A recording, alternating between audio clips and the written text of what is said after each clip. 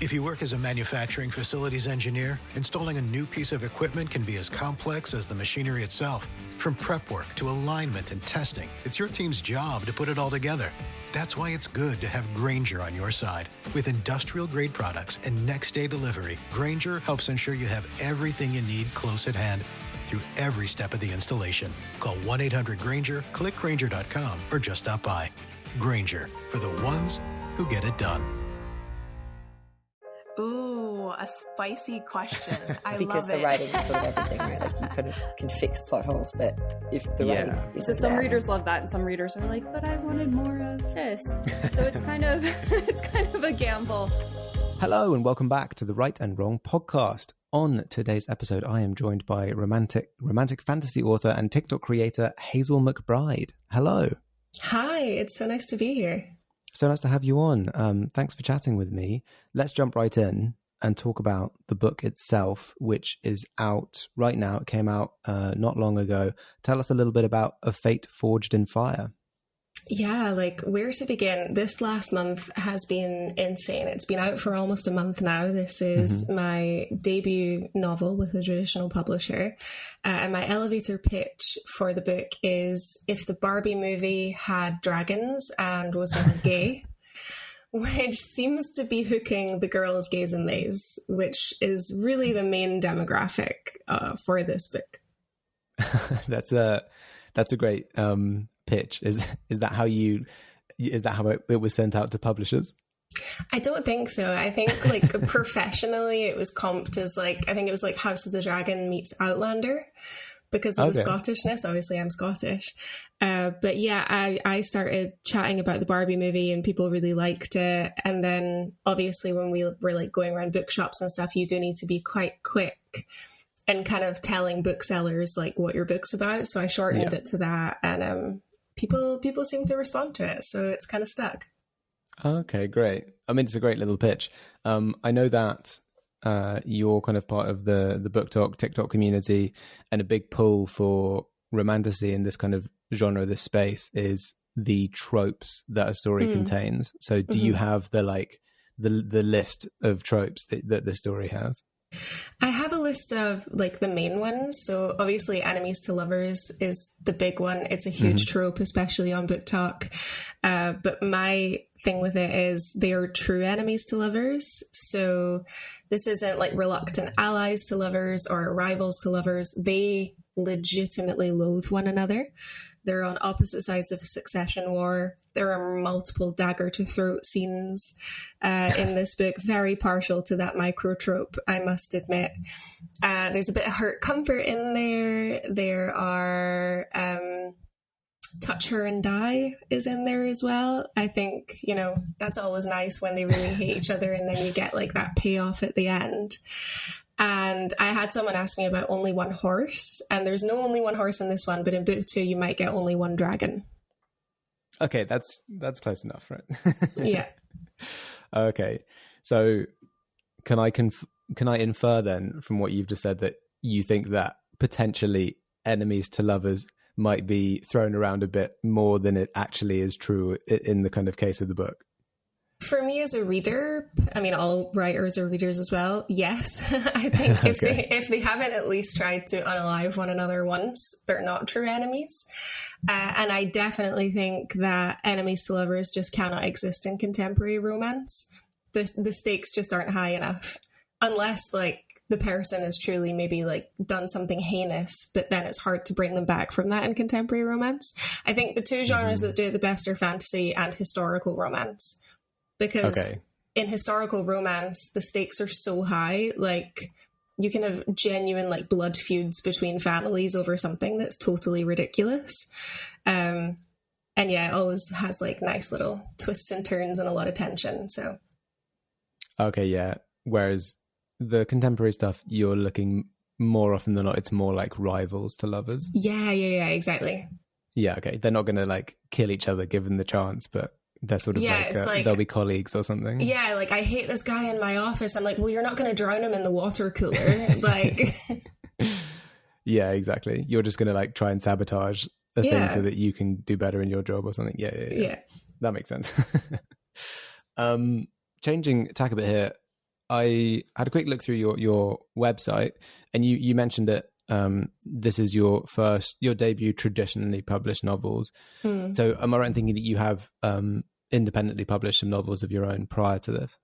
Yes. So back in 2018, I started querying agents for my young adult trilogy, and did the classic, new author, queried a bunch of agents and just didn't hear back. Yeah. So, spent like a lot of months trying to refine query letters and do better research and like update my pitches and all that, and still had no success. And I think it's really true when you hear like seasoned authors say, you might love that first manuscript and it might be good, but don't let it be your last manuscript. Like, don't give up after that just because you don't see any traction.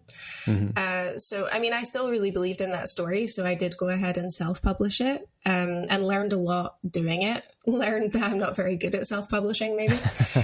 And then, I was lucky enough that my agent approached me after reading one of my fan fictions, asking if I was working on anything original, and it happened to be the early draft of A Fate Forged in Fire.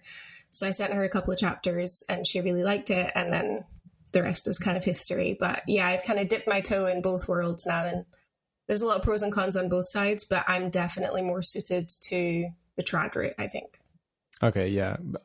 Is it because when you self-publish or indie publish, you're basically taking on, you're not just being the writer, you're being like the marketer, the publicist, that you have to do like the font type, you have to do, there's so many logistics involved. Is that just stuff that you don't want to do? I'm just not very good at it. Yeah.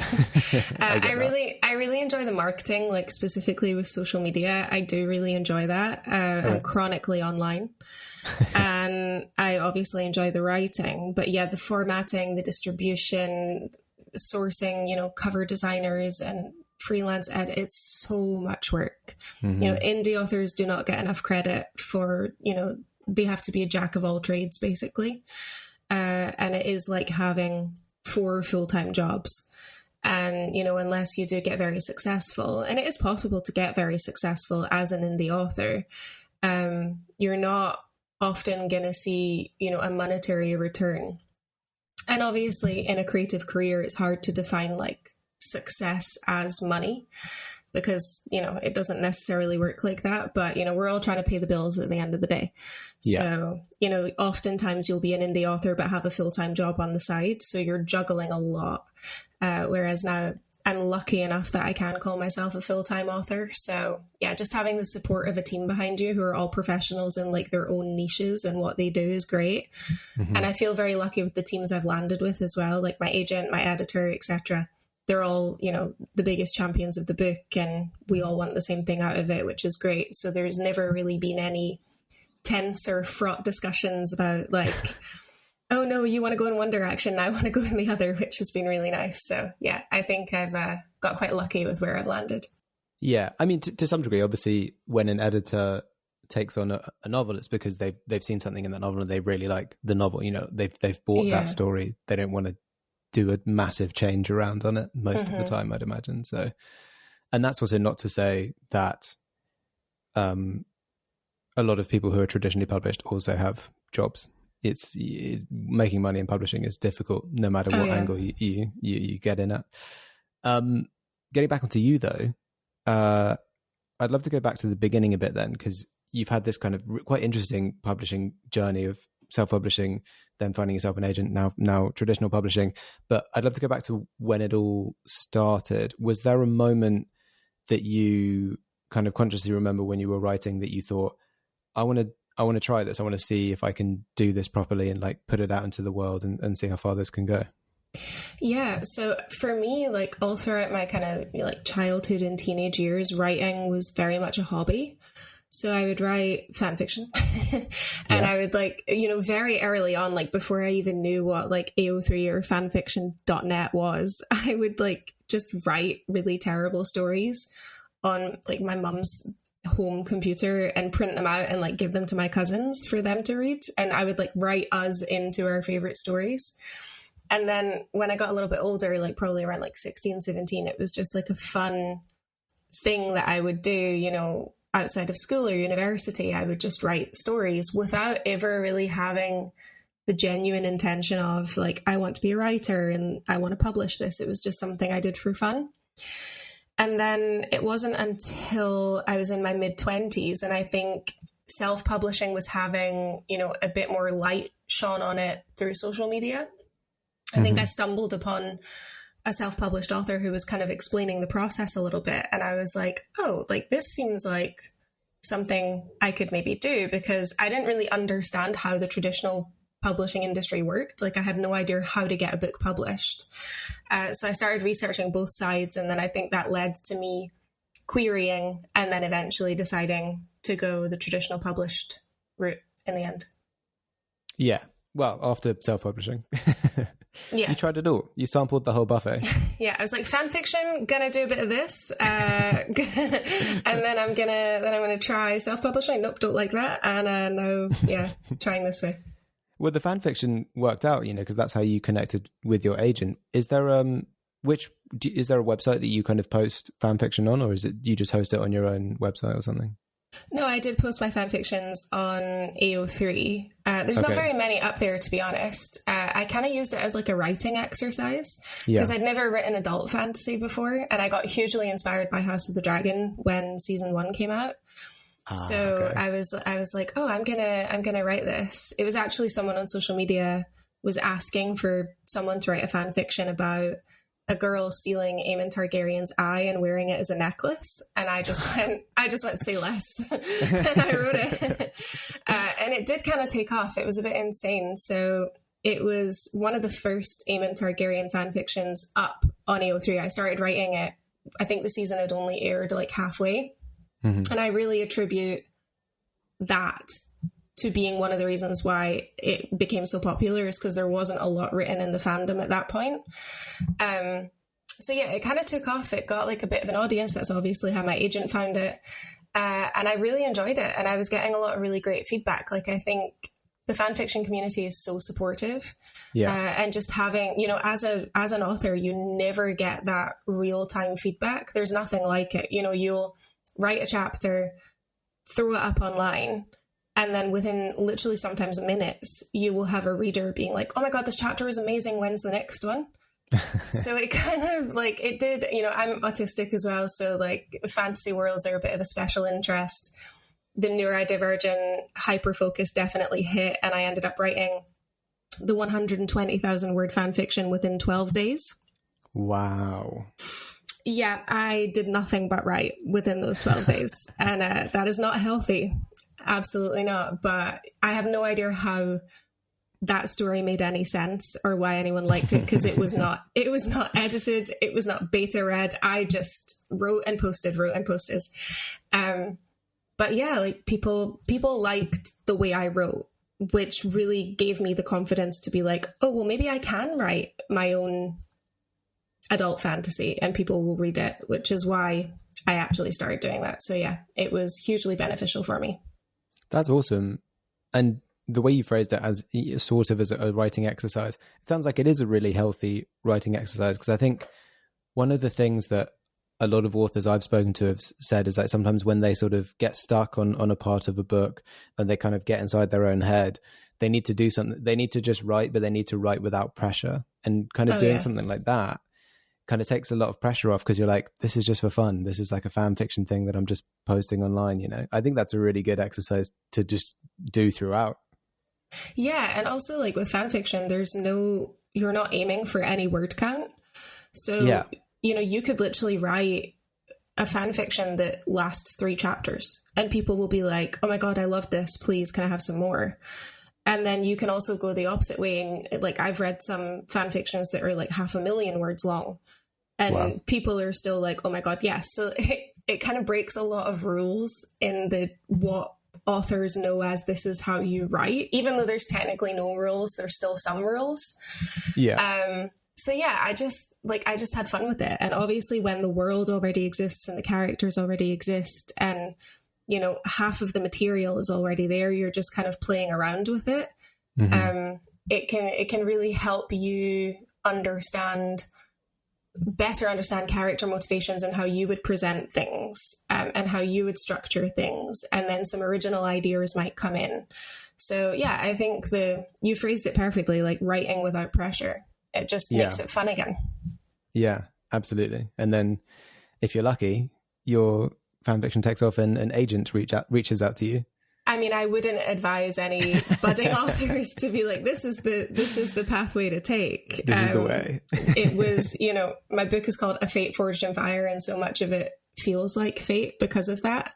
Mm-hmm. If that girl, her name's Aaliyah, by the way, hadn't asked someone to write that fan fiction, I might not have done it. And then my agent might not have found me, and this book might not exist. So like, there you go. There's a lot of, parts towards this publishing journey that definitely felt like fate that I didn't do on my own.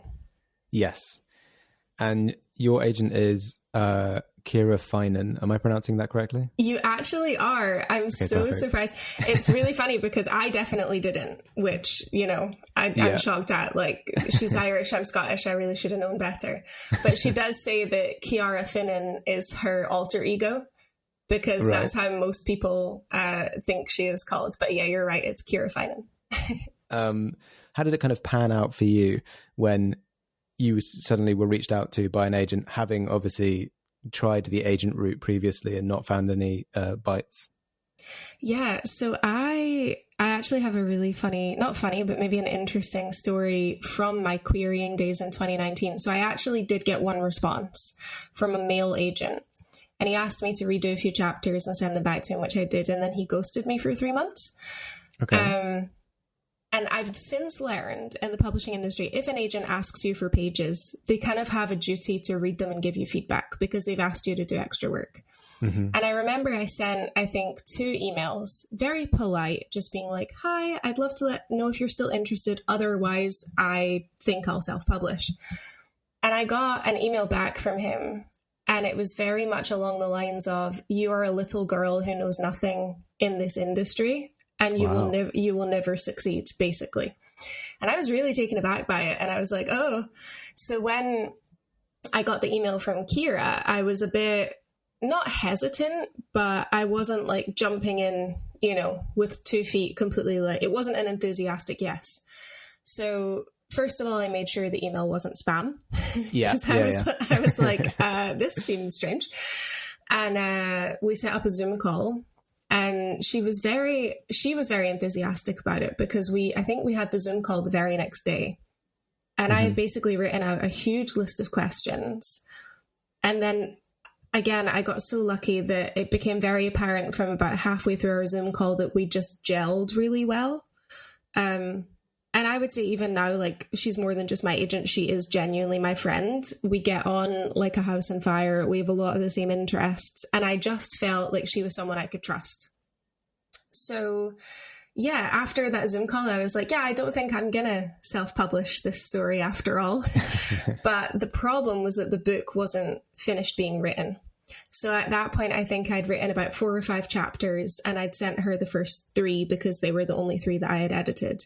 So she said to me, she was like, go away, write the manuscript and then send it back to me. And then if I like it, we can move forward. So again, my autism just heard, you must write this book as quickly as possible. And at that point, I was unemployed. So I did actually have time to write. Meanwhile, my husband in the background was like, they're going to remortgage the house, Hazel. Can you please get a real job? Which I now like to throw back in his face, being like, who's the breadwinner now? So yeah, I wrote the first draft in 4 weeks. So it wasn't quite the 12-day fever dream of the fan fiction. Mm-hmm. But yeah, 4 weeks is still insanely quick. How many words is it? At that point, it was still a standalone. Obviously, now it's been split into 2 books, so it's a duology, which works way better. And I think I finished it at 150,000, just under, maybe like 148. And luckily, she liked it, and she was like, "I love it, but we're gonna need to split this into more than 1 book." Okay. And I was like, "Yeah, no problem." So we did about 6 weeks of developmental edits after that before submitting it to publishers. Okay, that's interesting. So it was written as one massive tome, and then the decision was made, we need to make this into a duology. Well, not initially. My agent kind of floated the idea of doing like a longer series, so maybe 7 or 8 books with multiple POVs, like epic high fantasy type story, which I think would have worked, but it definitely would have made my job harder. So we kind of said to publishers, we're not set on this idea. We also have the idea of doing it duology per duology, so multiple standalones set within the same world. Yeah. And publishers were really like, that's where the market is. That's what we want. If you can write it like that, we want the book. So, I mean, it makes my life easier to have like the isolated stories instead of, you know, switching POVs all the time. So, yeah. Yeah. I've definitely spoken to a lot of authors who and agents who have echoed that sentiment, where it's the interconnected stories are what's popular right now, you know. Non-sequential. You could read them in any order, but they all kind of connect and you get lots of crossover and things like that. Exactly. And duology as well. I like a duology. Nice and snappy. As a big fantasy reader myself, there is some relief in knowing that I'm not going to be waiting like 5, 10, 14 years in some cases for like the final book in a trilogy. I'm convinced that I'm going to die before I see Winds of Winter. We think he's going to outlive you. He's gonna bury us all, and he's still gonna be there. Like, it's coming, guys. Yeah, I've basically given up on Doors of Stone at this point, which is Patrick Rothfuss's third one, which was supposed to be out like 10 years ago. Is that The Name of the Wind? Yeah, the third one in that series. Yeah. Which is heartbreaking because it's such a good. The first two are so good, and all I want is the final one in the trilogy. See, the problem is people keep telling me it's incredible, and I refuse to read it because I know like I'll get addicted to it, and then the third and book you can't finish it. Exactly. Yeah. So I'm like, I will start it if that third book comes out. If/when is when I will start it. Yeah, I used to recommend Name of the Wind to everyone, and I've reached the point now where I'm like, I'm not going to recommend it until that third one's out because it would feel cruel to put people in the same position that I exist in. Yeah. So, yeah.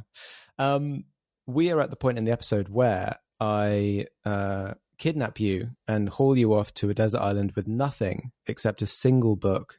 But at least I will ask you, if you were stranded on a desert island with a single book, which book do you hope that it would be? Okay, nothing sounds more terrifying to me than being whisked away or kidnapped and taken to a desert island. Can I choose one book that's on my shelf? Because technically it's 3 books in one. Yes. It's the special edition of Lord of the Rings. Oh, you've actually got a 3-in-1 version of that. Oh, wow. Yeah. I had someone sent me an Amazon link to prove that it could be done a few years ago because I didn't believe it. But I didn't realize you actually have one. That's cool. Yeah, it's so pretty. It's got Elvish on the sprayed edges. I'm obsessed. Spread as well. My goodness, fancy. I mean, it's a brick. Like, it's huge. Yeah, it must be. Yeah, but like the pages are like Bible thin, so you need to be like, well, not quite. I may be exaggerating, but yeah, I think that's what I would bring. I spent my entire teenage years completely obsessed with Lord of the Rings, and obviously if you can have all 3 in one, the time it takes you to go from like beginning to end is quite long, and Tolkien's writing is so descriptive and immersive. I might forget the horrors of being kidnapped and stranded on a desert island. So yeah, of course you will, because there's whole chapters which are just describing landscape and rolling hills and things. That'd be nice. I'd be like, this is where I am. This is where I am instead. I want to go and be with Tom Bombadil. Exactly. Tom Bombadil. I'm still sad that we've never really had him properly seen in live action yet. I know. They just cut him out of all the things. I mean, I would love to campaign for those 3 movies. I don't ever want them to be redone because I genuinely think they're perfect. Agreed. As an adaptation, they're so good. But it would be great to get like an extended cut to just put everything in it. The extended version. Yeah, because 10 hours or whatever it is not enough. Not enough. That is not enough. We need more. Awesome. Great choice. A classic. And I think the first person I've met who actually owns the physically bound 3 books together. So that's cool. I feel like I might go and see if I can find one of my own now. Next up, we are going to chat a bit more on books, a bit more about TikTok, and some more craft stuff about fantasy and world building. All of that will be available in the extended episode, which you can find at patreon.com/rightandwrong. Oh, yes, I will clarify that for everyone. The dragons in my books have 4 legs, 2 wings. I repeat, great. 4 Dragons. legs and 2 wings. There's nothing worse than what was it? I think it was in one of the episodes of The Witcher ages ago, and they kept talking about a dragon, and then on screen all I could see was a wyvern, and I was like, well, where's the dragon? Oh no. Incorrect. Anyway, that brings us to the end of the episode. Thank you so much, Hazel, for coming on and chatting with me and telling me all about all of your writing and publishing adventures. For anyone listening, A Fate Forged in Fire, book 1 is out right now. You can get it in all the usual places. But yeah, thank you so much. It's been awesome and so interesting and fun chatting with you. No, thank you. Thanks so much for having me. It's been wonderful. And for anyone wanting to keep up with what Hazel is doing, you can find her on Instagram, TikTok, and YouTube at Hazel McBride Author. To support this podcast, like, follow, and subscribe. Join the Patreon for ad-free extended episodes, and check out my other podcast, The Chosen Ones and Other Tropes. Thanks again to Hazel, and thanks to everyone listening. We will catch you on the next episode. Shout out time. One of my amazing patrons, Lee Foxton, is querying their debut novel. It's a family drama, commercial fiction along the lines of Jojo Moyes and David Nichols. Fingers crossed, I am rooting for you. Good luck.